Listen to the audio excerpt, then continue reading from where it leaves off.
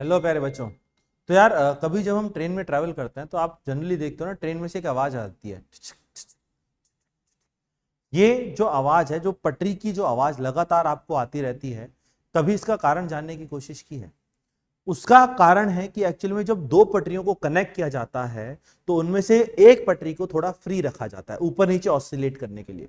उनके नट्स बहुत ज्यादा टाइटली नहीं कसे जाते, उनमें से एक पटरी को ऊपर नीचे ऑसिलेट करने के लिए फ्री रखा जाता है ताकि वहां पर एक्सपेंशन की वजह से कोई प्रॉब्लम ना हो।